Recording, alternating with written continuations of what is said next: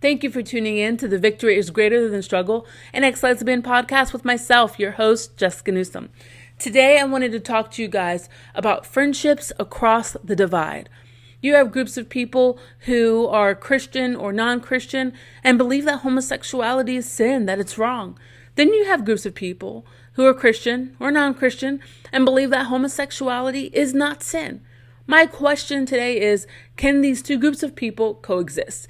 Can they be friends across the divide? Better yet, can they truly love one another the way Christ asked us to love one another?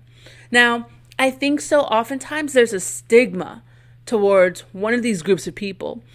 For the Christians that believe that it's wrong, for the people that believe that it's wrong, a lot of times people believe that these are Bible bashing people who are always reminding you of the word of God and how you're going to hell if you don't change, and just act really negative and really ugly and do not show the love of God to people who might believe different than they do, right?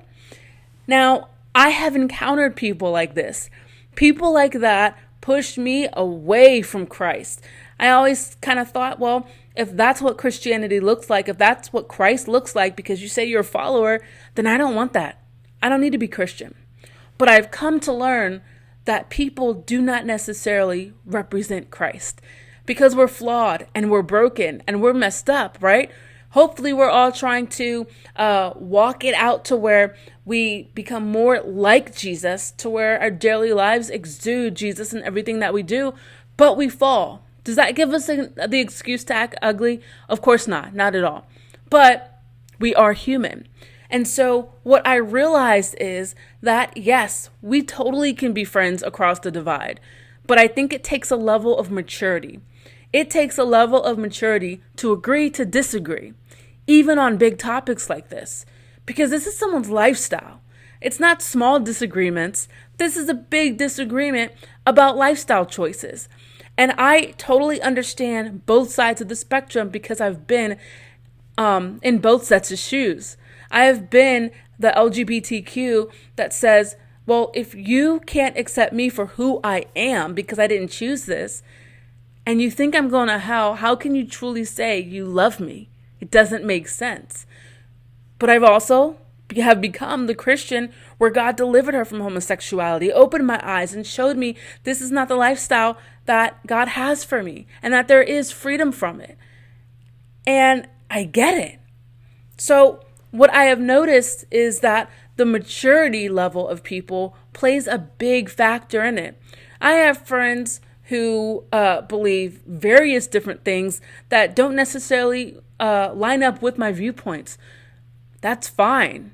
I think it's awesome to be friends with people who don't necessarily agree with you or have the same belief systems that you have. That's okay. But we have to learn to give each other the opportunity to really see who the other person is. Not just look at their label. Don't look at just my label and say, well, she's ex-LGBTQ, so she probably acts like this and thinks like that. She's probably horrible, right? Because I get that a lot, right? And so we have to give each other a chance. Instead of the society that we live in that basically says, if you don't agree with me, then we can't even talk, right? This is the society that we live in, and it's messed up. It's jacked up. I think that we really need to grow, and we really need to become more mature in who we are, to where we can be friends and love one another in spite of someone else's belief systems. It's definitely possible, but it takes a level of maturity. Are you mature enough to get to know someone without judging them?